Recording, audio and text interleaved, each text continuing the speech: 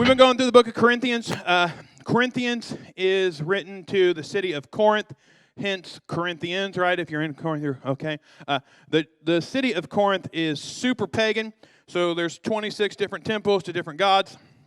There's all kinds of weird sex stuff that goes on because the temple of Aphrodite is there, so there's a lot of prostitution that's kind of accepted, not like taboo, like, oh, you're gross and weird. It's like, oh, no, it's Tuesday, that's what we do. That's kind of the take on the city there. And then the church has kind of sprung up and started to grow because of what took place with Jesus and his resurrection, which now then has caused all of these issues inside of the church because they're doing all kinds of crazy stuff because they come out of this wild culture. So Paul writes these letters then to them to try to correct the things they are doing wrong. The big thing to remember as we study through this and look through this is remember that the book of Corinthians is written to believers, so it's not written to unbelievers. There's no place really in any of the Bible where the idea is that you're supposed to force people who don't believe in Jesus, don't believe in any of the religion or the ritual of what it is that we do, and then you're supposed to force them to look and act like you. That's not really prevalent, and it's kind of a strange approach. Why would you want to force somebody to do something they don't want to do and then get mad at them when they're not doing the thing that you're telling them to do? Like, everybody has free will and free ability to choose how they're going to believe and how they're going to act. This is aimed at believers, and today is no different. Now, if you haven't been for the last few weeks, it's kind of been the Wild West here at the Old Vintage Church as we've dealt with all kinds of weirdness.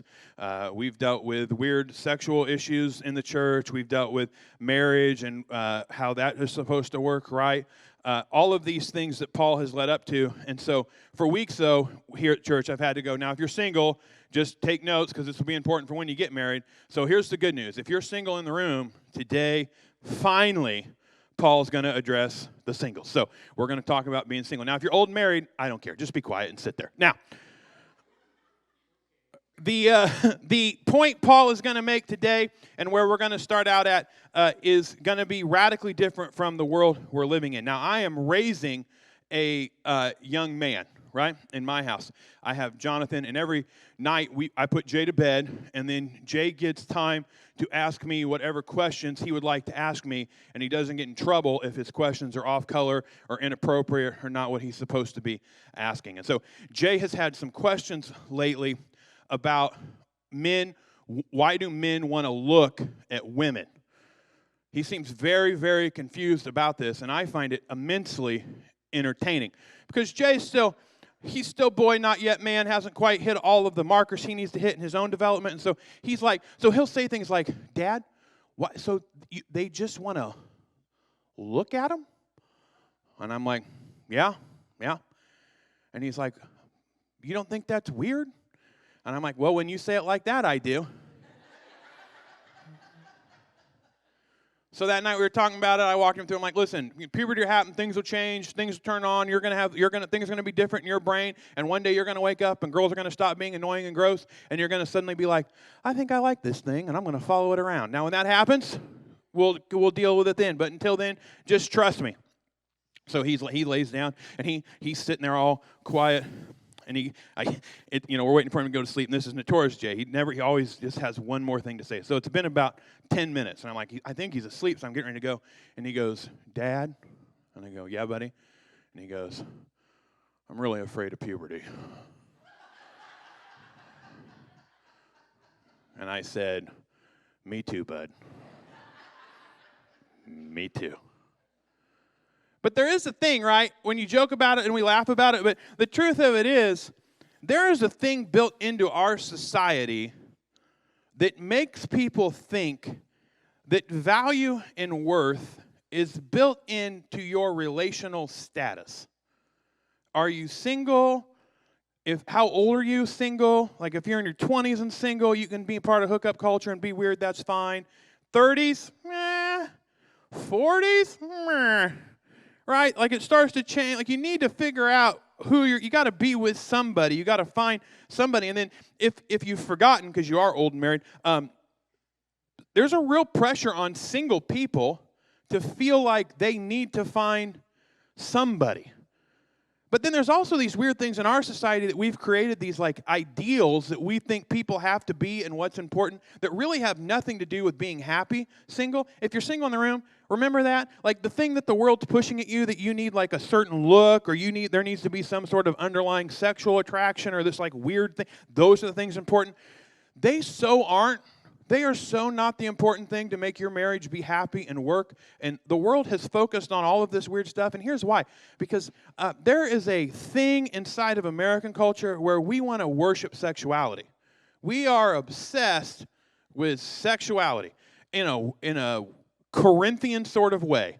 It is a strange thing that we have created where like that now is not, it's not just for like the release aspect of it. It's also like the measure of your intrinsic internal happiness is if you have access to this thing, which is wild and crazy. And then if anybody gets up anywhere, like you do this at work, just go put this on your Facebook wall and watch people lose their minds. If you go, you can have an emotional feeling or a desire to do something, but you don't have to do it. Oh, you might as well just set people on fire.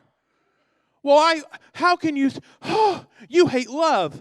How can you, if I feel this way and I have this thing, then who are you to tell me what to do and how, calm down. You are more than what you do sexually. Like there's more to you than that. Why have we decided as a society that's the end all for happiness and joy when clearly we're all a bunch of unhappy people? And the thing is, like, what happens then is you get all of these people who jump into these relationships and do things more than they want to do, and then people aren't happy, and the relationship isn't going the way it's supposed to be going, and men are dogs, and you can't train them to do anything. Women are all frigid and weird, and they want us all to be Prince Charming, and there's like this battle of the sexist things that happen, and then nobody ever relates or can come together or figure out what it's supposed to do, and it's sad and broken. All that to say, then, as we jump into Paul's letter, he's going to write to single Christians. Now, here's the thing this morning. You're in a church. If you didn't know, now you do. So I'm not going to talk to you about a worldly standard for singleness. It's radically different than a Christian standard for single. So I'm going to give you, here's what, as a single person, Christians should be doing. And if you do these things, you will be happier if you get married, or you'll be happier if you just stay single. Because there's a way you should be living and acting that directly correlates with your understanding of who Jesus is that's radically different than the way the world lives and approaches this. So I know as we go through this morning, you're going to feel uncomfortable. You may be like, I do not agree with this. I do not like this church. How did I end up here? Just calm down. And instead of getting emotional about it, logically think through what it is Paul is saying. He starts like this. Now, concerning the betrothed, I have no command from the Lord, but I give my judgment as one who by the Lord's mercy is trustworthy. I think that in view of the present distress, it's good for a person to remain as he is. So betrothed means virgin. So, and usually in the context of Hebrew, it meant women. So for some reason inside of Hebrew old school language, virgin and that was associated with women, but there was not much talk of that for men. This word that is here, but is why it's translated betrothed, it's a masculine word. So the implication is both for men and women. So what Paul is saying is, hey, to the single people. Now you may be going, I'm single, I'm not a virgin, and now I'm walking out of here and I'm mad at you. Calm down. That's not what we're saying. What we're saying is, if you become a believer in Jesus and you decide I'm going to live and follow Christ, and I'm going to take all aspects of my life, and I'm going to form them under the cross of Jesus Christ and live in a way that reflects that. That means you're going to live single and you're going to live virgin. That's how it's designed. Sex is sacred for a married couple. So you can't just go out and have sex with whoever you want. And that alone probably has offended half of you because that's not the way this world works. Well, then how do you know if you're even compatible with somebody? What do you mean? Have you lost your mind? Listen, if you think your compatibility is contingent upon your ability to have sex with someone else, you don't understand compatibility. Right? The animal kingdom has sex all the time, and nobody talks about compatibility. They're like, well, I'm glad that silverback gorilla found all those other gorillas because he is off-putting. So I'm glad they like off-putting gorillas, and that worked out for them. That's not how that works in any other part of the world. So to come into a human understanding that you can think and that you're reason and you're different from the animal kingdom, but then go like, well, there needs to be compatibility. That's not how that works. Compatibility is not about sexual compatibility. It's about actual compatibility. And if you talk to people who've been married for a while, they'll tell you that. They'll tell you, like, listen, sex is natural. It's a part of being married, but there's a big difference between that and, like, I don't like talking to my spouse. I don't like being around them. And after we accomplish the sexual goals of our marriage, now there's nothing left because I don't like this person. And you can sit there and go, well, that would never happen. It happens all the time because people think what matters is their sexual relationship when the truth of the matter is, no, what should matter is, do you like your spouse? So you want some advice, singles? Find somebody you like. And I'm not talking about that makes you feel funny in your belly or you're like, all your friends tell you how good you're doing because your woman's so hot. None of that matters. What should matter is, do you enjoy being with the person? Because at the end of the day, you're the only one that's going to be with them. You're the one that's got to deal with them. All their nagging and all their opinions and all the things they think they want. And when you love them, you don't view it that way. But if you can't get along with them and you're not compatible and you don't like them, guess what? All that other stuff that you think was super important when you're single suddenly isn't important. So maybe we need to rethink how we do this. So it's interesting then when you look at what Paul says, because what Paul says then is, in view of the present distress, it's good for a person to remain as he is. Now he says in the beginning, I have no command from the Lord, meaning this, God doesn't care if you're single, God doesn't care if you're married. There was this idea in Corinth that God wanted you to be single and to abstain from all sexuality, that sex was evil and gross and we should never say it and never talk about it and don't make eye contact, and that's what we're going to do and how we're going to live. And Paul's like, no, that's insane. That's obviously not what God intended. Like, sex is not gross and weird. It's just meant to be in a married relationship. That's not what we're saying. So he's like, the Lord's not commanding you to be single. The Lord's not commanding you to be married. We're not a bunch of Mormons where you got to have a wife. We're not. All the Lord is saying is like, look, all of this stuff doesn't really matter. And then Paul says, in the view of present distress, you should just probably stay how you are. Now, if you're single in the room, you're probably like, I do not like that idea. I do not want to remain single. I'm not happy single, and I don't care what you say from that stage. I'll never be happy until I'm married. Calm down, we'll get there. Paul doesn't leave you there. In fact, he's going to end this when we get to the end of it, like, when you should get married is this point. But before we get all the way to there, we need to establish a foundation for when and where Christians should be before they jump into marriage. And so he starts with, in the present distress. Now, sometimes when you hear that or you see that, people think, oh, he's talking about, like, the persecution of the church, or he's talking about the end times, like that's what this is about. And then it can get weird because you're like, but Paul wrote this all those years ago. The world clearly hasn't ended. We're all still here. So is that what's he talking about, the present distress? Well, in his time, what was the present distress? Jesus.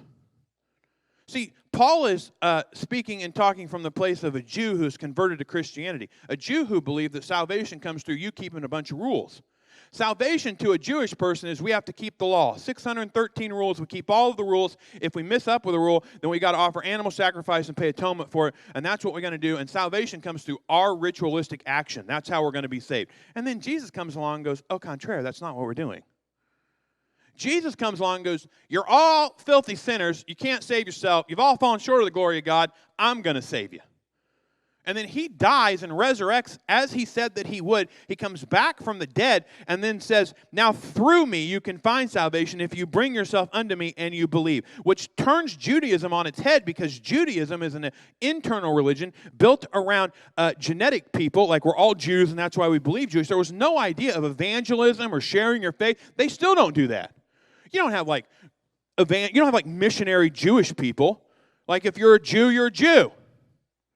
But Christianity does. So when Paul says, in lieu of the present distress, it's good for a person to remain as he is, what he's saying is, understand what Christ has accomplished and what Christ is doing. Like, he is saying the whole world is condemned to go to hell, and until we become the hands and feet of Jesus and go tell the world that there's hope in spite of the brokenness, and can show them that hope and walk them through what happened and give them the eyewitness account and show them what Christ has called us how to live, that should be our focus. Now, can you imagine if you have that weight on your shoulders, you feel like God told you this is what you're supposed to do, you're supposed to teach and disciple people how to do it, and then you got people go, yeah, but what about love? have you seen Susan? She looks nice in her burqa. Like you have that. And Paul's like, listen, in the present situation we're in, can we just stay as we are? Can we just control ourselves in this arena and realize that the mandate put upon us by the cross of Jesus Christ is bigger than your personal stakes in finding a spouse and your purpose that way, and realize that as believers and as Christians that your happiness is never going to be found in your marital status or your relational status, but your happiness is going to be found in the fact that you understand who Jesus is and what He has for you and what He wants you to do, and until you can grab hold of that, you're never going to be happy in any other relationship? That's what he's getting at. Now, he gives this example. He goes on in verse 27, are you bound to a wife? Do not seek to be free. Sorry, men. Are you free from a wife? Do not seek a wife. But if you do marry, you haven't sinned. If a betrothed woman marries, she has not sinned. Yet those who marry will have worldly troubles. And I would spare you that. This is what I mean, brothers. The appointed time has grown very short. From now on, let those who have wives live as though they had none, and those who mourn as though they were not mourning, and those who rejoice as though they were not rejoicing, and those who buy as though they had no goods, and those who deal with the world as though they had no dealings with it, for the present form of this world is passing away. And you read it and go, I'm real confused. Let me break it down to you so that it makes sense. The main point he's getting at here is, listen, time is short and the world is not our home. So then he's going to give a bunch of hyperbole examples to make that point so that you understand it. He's saying, those who have wives live as not. Well, what's he talking about? He's talking about in the context of Jesus.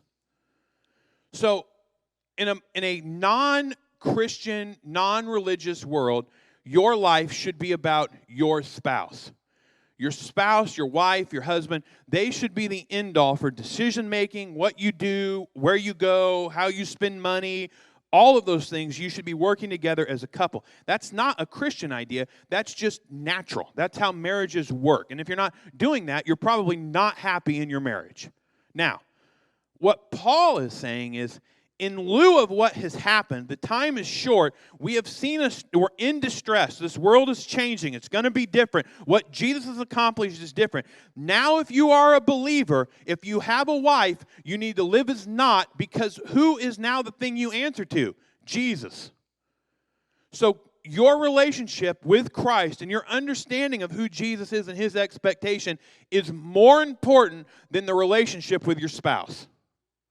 He goes on and he says, those who mourn, you're not mourning. Those who rejoice as though you're not rejoicing. What's he talking about? This world's passing away. This world's not our home. This world is not here. You mourn because things have gone away that you'll never see again. You won't get them back. Somebody dies. We're never going to see grandma again. I'm really sad. Except Paul's like, we know that not to be true because we're believers. So if grandma's with Jesus, the only thing we're waiting is just to go be with Jesus ourselves. So you can feel the longing in your heart. You can feel the sadness that way. But a Christian's intrinsic understanding of grief is different from a non-believer, because our separation for those lost in death is not permanent. It's just for a little while. So, I miss grandma, but I'm going to see her again. So you're not going to mourn in the same way. The same is true of rejoicing. The things that we get on this planet, the things that we think are going to make us happy, the things that we think are important, really aren't, because this world is not our home. Now, I'm not up here telling you, like, you shouldn't want nice things and you shouldn't realize there's creature comforts and some things aren't better than other things. What I'm saying is, if you make that the end-all of your existence, then you are missing what the cross is teaching. Because everything in this world, the best things in this world, pale in comparison to that which Christ will accomplish in the eternal. That's the point Paul is making. Your world is radically different as a believer. It's not the same. And how we approach it and how we see it isn't the same. The same is true, those who buy as if they had no goods, those who deal with the world as though they had no dealings with it. It's the same. All of this is the same point. The way you approach things and the way you see things as an unbeliever are radically different than the way you approach them as a believer. And the difference is the cross of Jesus Christ. In the death and resurrection of Jesus Christ, He has overcome death and allowed all of us to live forever if we believe. Not only that, he has come into this world and he has delivered you from the brokenness of the sinful world you've been a part of, i.e. single, i.e. married. So as a single man or a single woman, if you have intrinsically decided in your head what's going to make me happy, what I need is a spouse, this person, this thing, my happiness is now contingent upon what they do for me and how they behave and how they act, you are going to be miserable because they are as broken as you. It's basic math. If I have a problem and my spouse or my significant other or the woman I'm pursuing has problem, if you take problem plus problem and put them together, you now have problems. Problems is worse than problem. And we laugh, but it's true. So what I don't understand, and I think what Paul's trying to get at, and I know this is so foreign to the way we live, but what Paul is saying is, hey, before you jump into relationships with somebody else, before you try to make somebody fix you, before you decide you have to have a spouse, you need to be dating 47 people to find the right person so that you can be intrinsically happy, maybe, yes, maybe, you should figure out who you are through the eyes of Jesus. Because marriages that work are where both people are happy in spite of the other person. Pastor Pat, I do not like this. He is the light of my world. My sun rises and sets in his eyes. Said no one ever. Like, that's not true. Now, that is the idea that's presented by the world. If you can just find Prince Charming, if you can find the hot cheerleader that's good at math, that's going to solve all your problems so you don't have to work, so you can go fishing with your boys. Like, these people don't exist. But single people, for some reason, we just keep pursuing, you keep chasing, you keep thinking, that's what I need, that's what I have to have that thing, I don't really like this and I don't like that, but listen, what Paul is getting at and what Paul is saying is, you're not like the world. You're different. So if you know that the most important thing is Jesus, if you know you're not going to mourn the same way, you know you're not going to rejoice the same way, you know you're not going to approach accumulating things the same way and having dealings in the world the same way, then why would you think that inside of a relationship that's not going to be radically different? So you may go, well, now you're like, well, I'm freaking out, and I'm never going to find anybody, and I don't know if I like this, and so I'm just supposed to work on me. What if I never get me figured out? Well, Paul says this. I want you to be free from anxieties. The unmarried man is anxious about the things of the Lord and how to please the Lord. But the married man is anxious about worldly things, how to please his wife. His interests are divided. And the unmarried or betrothed woman is anxious about the things of the Lord, how to be holy in body and spirit. But the married woman is anxious about the worldly things, how to please her husband. I say this for your own benefit and not to lay any restraint upon you, but to promote good order and to secure your undivided devotion to the Lord. So, of course, Paul's saying you should stay single. And if you're sitting there freaking out, listen to what he just said. If you're not in a relationship, you can focus on who? You. It's not selfish. You can say, I'm taking some time for me. And then people are like, that's so selfish. No, it's not. Listen, you want that. Like if you're out there looking for a spouse, you want to find the person that's like, I'm not dating right now, I'm trying to figure out me. Oh, well then you do you, girl. Figure out you. That only is beneficial for you. Same for some dude. If you're some girl and you're like, he's so hot, he won't, I can't get him to commit, and I keep pressuring him, and he just won't leave that guy alone.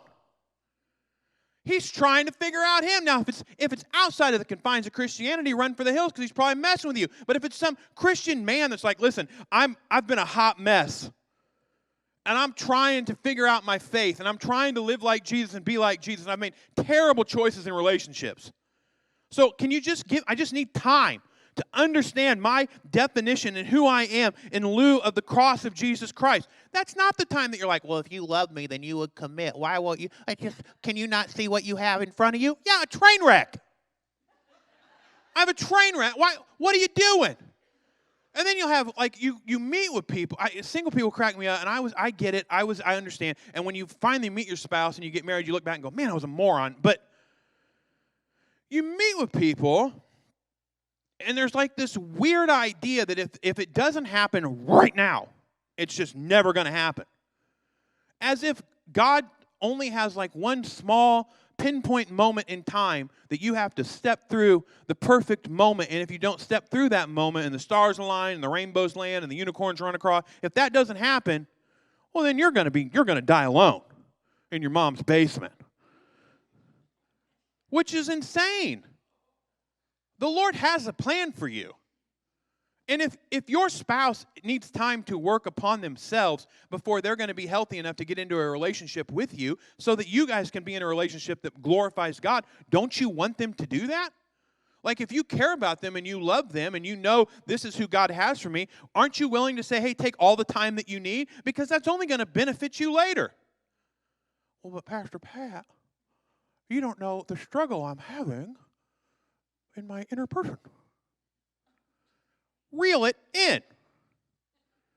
Like, you are not of the world. That's the world speaking. I have sexual desire. If I don't act upon it, I'm going to die. No, you're not. No, you're not. And here's the thing. There are people in this world, what Paul's getting at, and this is so radically different than the world we live in, some of you should just stay single. You are better off in life to never marry. But you believe the lie of this world and think because the world says this is what you need to be happy, that's what you need to do, when the truth is you know deep down inside of who you are, you don't need a woman or you don't need a man. You're very content in who you are as a person. And guess what? Inside of the church, we need to learn to celebrate those people. Paul never married. Paul's single. I mean, he may have been married at some point, but he's not when he's writing this. And why is he saying those things? Well, he's saying because the most important thing for a Christian person is the advancement of the gospel of Jesus Christ. Not your own intrinsic relationship with some other person. I mean, if the whole world's on fire and going to hell, and you're the one holding the hose to put the thing out, do you think maybe that's where we should focus our concern and what we should be worried about and what we should be focusing on? Like, how can I better understand the gospel? How can I better convey this to someone who doesn't believe? What are the answers that I need to have for the skeptics and those who don't believe? What are the things I need to know so that I'm well read and well understood? How do I become a disciple that can convey the cross no matter where I go to anyone I meet? I can walk them through why I believe what I believe. Or is it more important that I know the words to every Bon Jovi song and can buy flowers and tell girls they're pretty? I mean, that's why Paul is as hard as he is about it. But like, look, sometimes you're better off just to say single.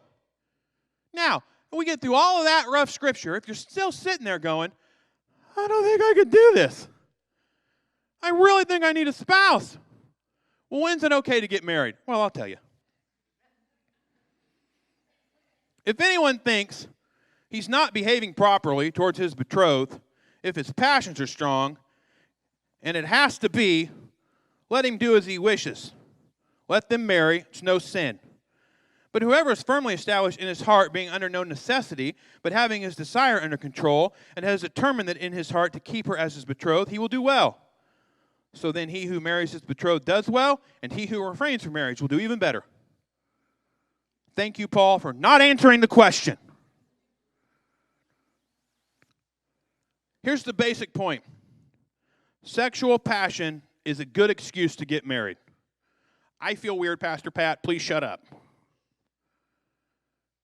Here's the thing, though.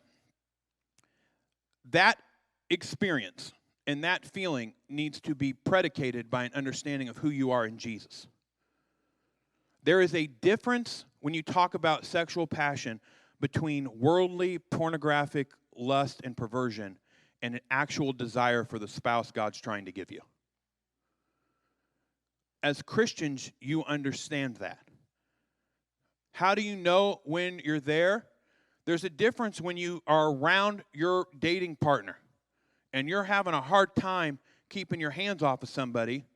When you're at that place, it's time to put a ring on those hands. Right? It's not that you view them as a piece of meat. You don't view them as a sexual release. They're not there because it's convenient. This is a person that you love and you care about, and you are feeling natural urges to do the things that are necessary because you love and care about them. Well, at that point, then get married so you're not in sin. Listen, I'll do your marriage for free. Come find me, say, we are struggling in the sexual realm, we need to get married. And I'll be like, go get a marriage license, I'll see you here in 48 hours. You don't need a crowd. Pastor Nathan will be your witness. We'll get him up here, stand here, Nathan, we're going to do this thing. And you are completely in the confines of what God intends that to be. Like, there's this weird thing inside of the world where it's like, well, people shouldn't just get married just for sex. That's crazy. Why would you? What are you saying? You just told us all we're not slaves to our sexuality. That's not, you're missing it. I'm saying this to you. You are a broken bird. Sin has broken every aspect of who you are. The way your brain works, the way you think, the way you approach the world. You want evidence of that? Look at the world around you. The world outside of these doors is grasping at every possible thing that it can find to try to find some purpose and some meaning to give themselves identity. What the text today is telling you is this: your identity is found in Jesus alone. And there is not a person on this planet who is ever going to love you and understand you in the way that Jesus does. And there is an awakening that occurs in the mind of a new believer when you discover the God who loves you. There is a changing of the way that you think. When you discover who you are and what God made you to be and what you're here for, then you are empowered and called to go do the things He's placed in front of you. And that is the mandate placed upon each and every one of us. And that is the defining thing about who we are. There's nothing more important to that. Now, some of you on that walk are going to meet a like-minded person that God put in your path to be your spouse. And when you meet that person, you'll know. I dated Amy for 2 weeks. Before I ever started dating Amy, my buddies give me a hard time because 1 month before we were talking about dating, and I said to all of them, I'm probably going to be single my whole life. Women annoy me. I don't want to be married. I am happy where I'm at, and I'm tired of these games, having to chase people around. And I sat down and I made a list. And these are the things that I want, Lord. Now listen, it wasn't 14-year-old Pat, right? We're not talking about weird perversion. I want this in a spouse. I want an equal. I want somebody who can interact with me. I want somebody who is not intimidated by me. I want somebody who is not afraid to take me on. I want somebody that will make me a better person. I want somebody who understands me, loves me, and cares about me. I met Amy 8 days later. 2 weeks into meeting Amy, she was standing in the garage of our house we were living in, and by we, I mean 14 men. I'll tell you about it later.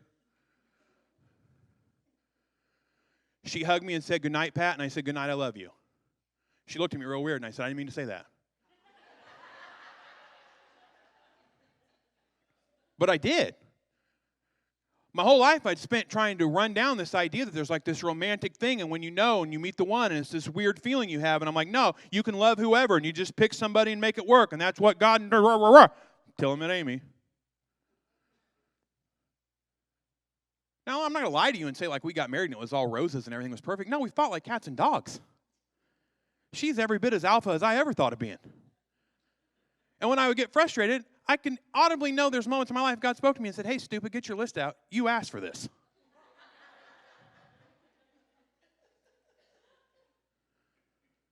But God put her alongside of me to make me better.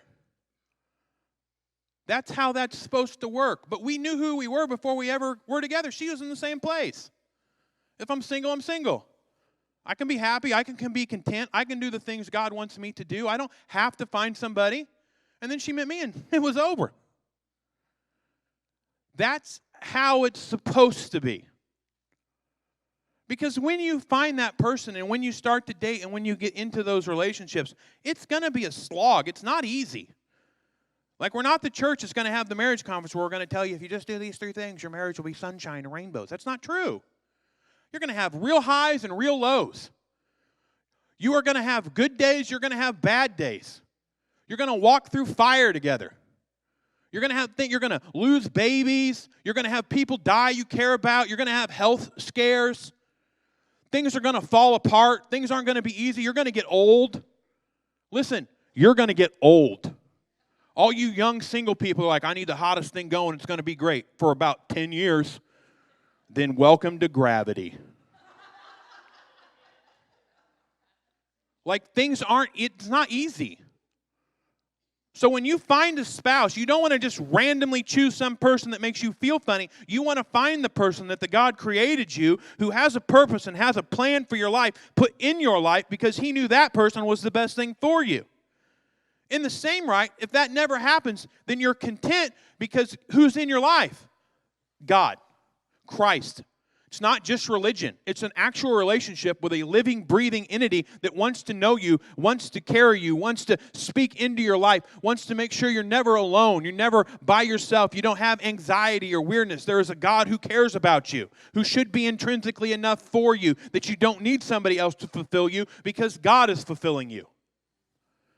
And until you can get to that place, you don't need to be jumping into a marriage because you don't know who you are. So when people say, I don't know how to do single. Single is a hard time in your life. You have a bunch of self-denial and you have a bunch of self-growth that you have to do to get yourself to a place to discover whether or not you're ready to be married or not. But your value and your worth is not contingent on either of these things, and the Lord has no command either way.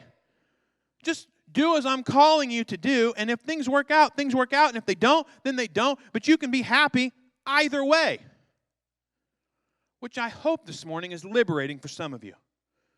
Because this world we live in does not teach you that, and they make you think like you're weird, or you're not good enough, or you're not measuring up, or no one's going to care about you, or no one's going to. That's not Bible.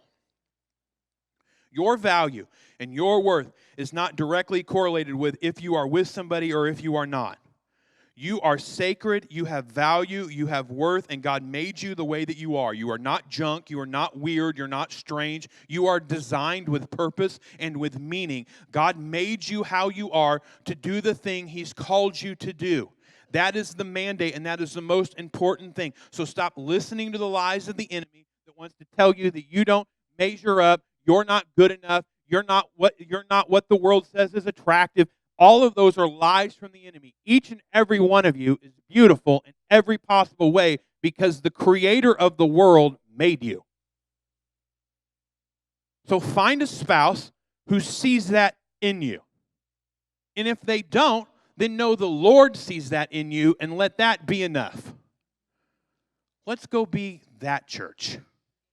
Let's pray. Lord, I come to you this morning. Thank you for every person in this room. Lord, I pray for every single person in here that is in the anxiety that this world creates about being single. Lord, I pray you would give them peace. Give them peace of heart. Give them peace of mind. And then, Lord, I pray you begin to give them clarity about what it is that you have for them. God, if you're calling them to be single, then I pray you would make that path wide open for them and make that path easy for them. Give them the hope and the things that they need to live that out. Lord, if it's not your plan, then I pray you would begin to build them back to what it is you need them to be. Help them discover who they are in you. Help them discover what it is you have for them. Put that calling upon their life. Put that path in front of them so they know where to walk. And then, Lord, when they get it figured out, I pray you would put the right person in their life and let that marriage be swift. Lord, I pray you would raise up couples out of Vintage Church who found themselves here, who found each other here, who can be examples to the world out there of what a strong Christian marriage looks like. Lord, I pray for men to be men, to honor and respect women, to see them as more than just a sexual thing, but to see them as a mind created with purpose and with design. Lord, I pray that women would see men as more than just the object of their affection and their desire, but would see them as those that are called by God to do something incredible in this world. Lord, I pray that you would create teams of people within the body of Vintage Church that are here because they came faithful with an understanding of what it means to be a disciple of Christ.